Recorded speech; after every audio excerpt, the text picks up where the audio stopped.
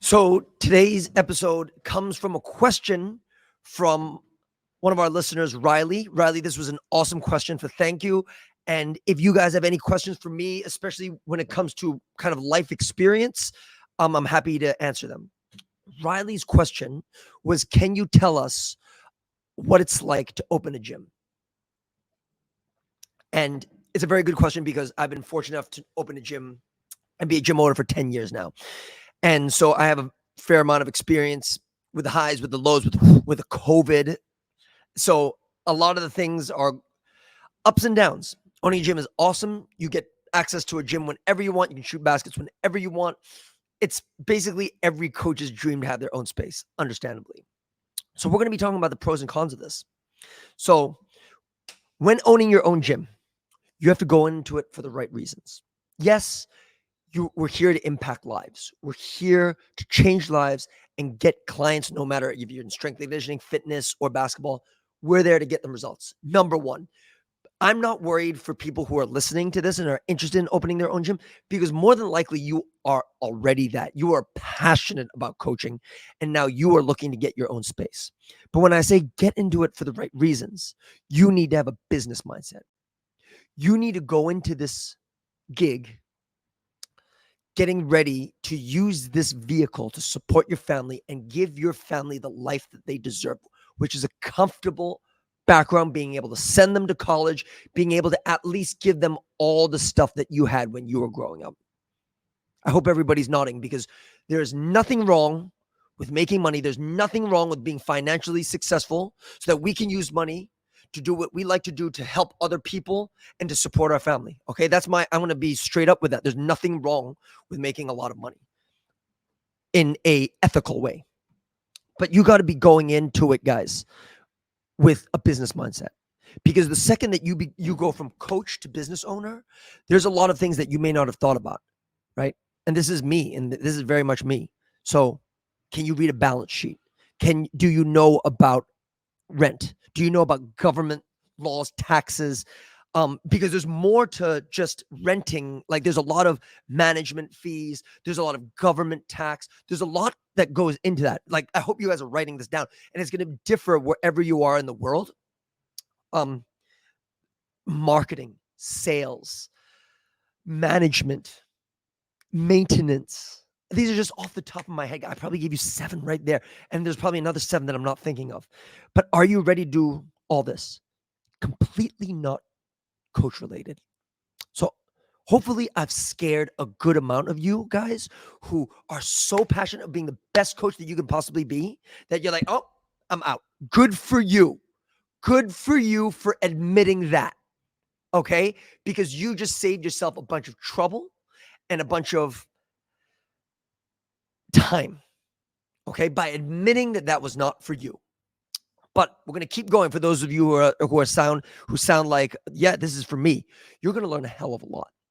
Sales to me is a life skill. Whether you're trying to get a girl to go out with you, you're trying to influence one of your players to run a certain way, to cut a certain way that you want them to cut, to tell your wife, oh my God, I didn't pick up the groceries today. Why didn't you pick up the groceries? Everybody can relate it. Sales is life. Sales is influence. Sales is convincing. Sales is persuasion. It's a very good skill. And I learned all these skills along the way: accounting, looking at the books, finances, talking to landlords, all these type of things. You'll learn a hell of a lot. But are you ready for that? Now, also, if you follow me on social media, guys, I mean, I'm very lucky to have an amazing gym. But if you follow me on social media, you may not see all the stuff that goes on. But one of the things that I really posted, and you can scroll down my Instagram pages, I don't know if you know that one day I left on a Thursday evening, came back on a Friday morning to a gym that was totally underwater.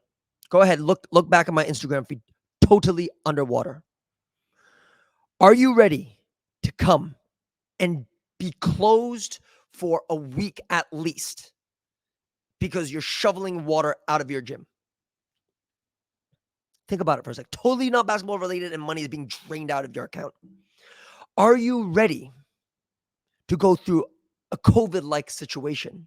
Hong Kong was a little bit more strict, where your gym was closed 9 months out of 2 years, and you are watching your bank account dwindle, right?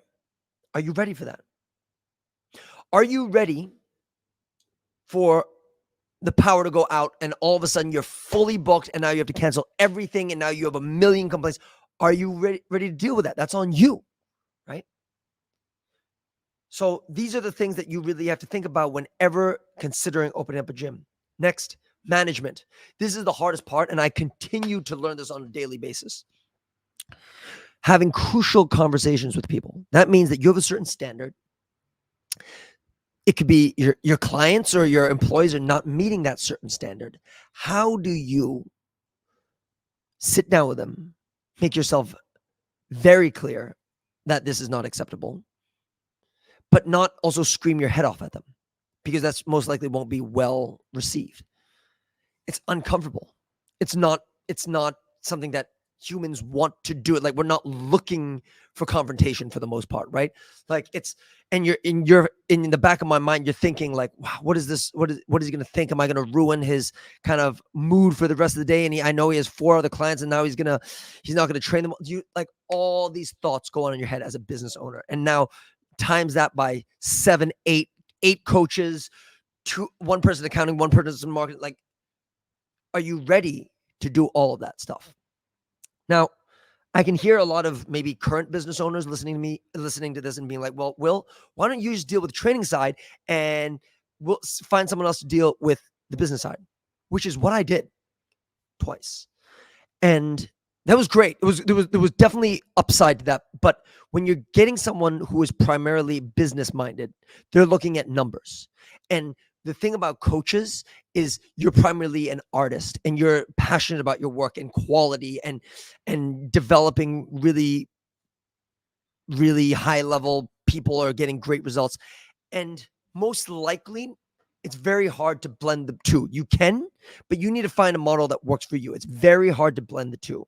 And then you have fights with them because now you're in the red, and then if they do it their way, you're in the black, but you're not giving good training. It's garbage and people are complaining and you're going somewhere else. And get ready to have these conversations if you bring on a partner, which is definitely something you can't do at all.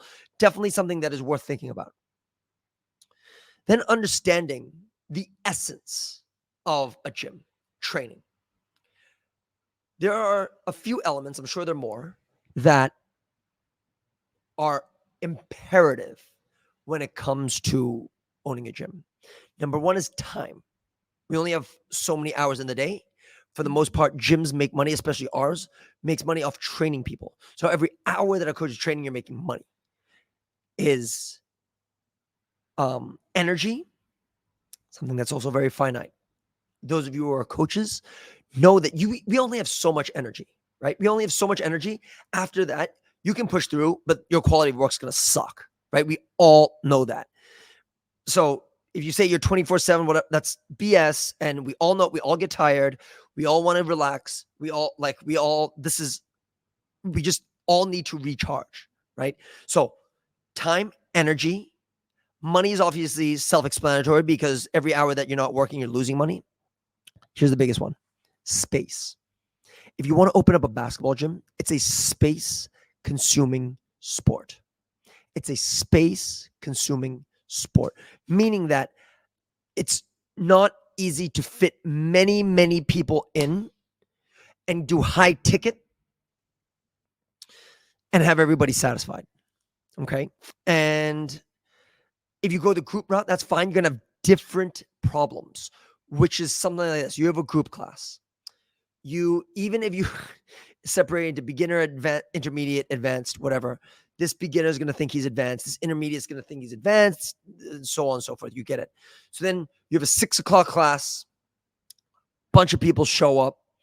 Totally different skill levels.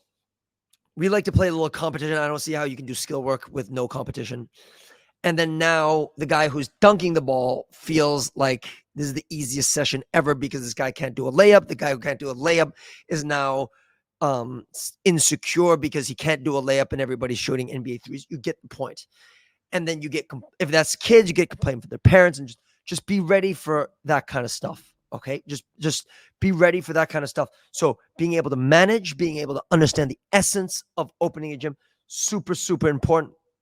And then on top of that, maintaining good CRM, client relationship management, being able to talk to your clients. How's it going? Are you, even if it's not the ones you're training personally, are you going down the right path? If it's a basketball player, hey, what do you think you need to work on? Like, what are the things that you're still lacking in?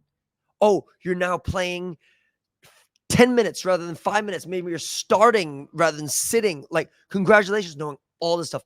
Very, very tiring, very rewarding, but very, very tiring at the same time. So I don't want to make this a masterclass. Maybe I will one day, but I wanted anyone who's listening to this, who's thinking about opening a gym, to really think about it. Now, the pros.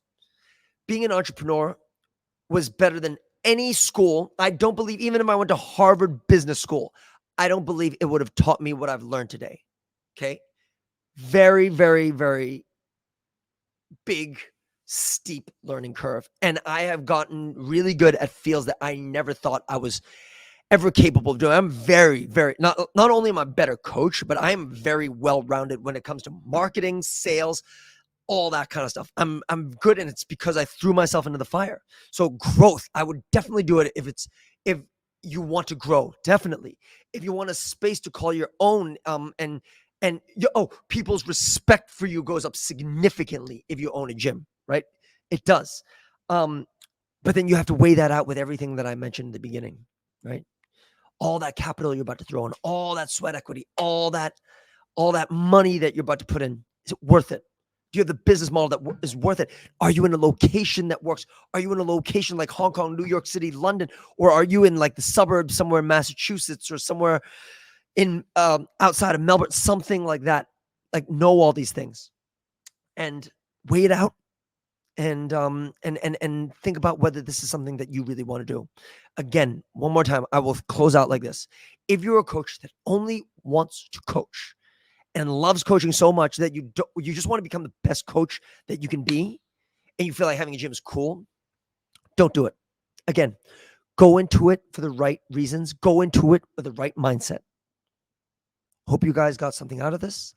I'm always available for you guys to shoot me over a message. This is a topic that you can tell I'm very passionate about because I want to help other gym owners grow. I want to help you guys become the best versions of yourself and, reach your goals and your dreams. So again, don't hesitate to contact me. We'll see you guys next week.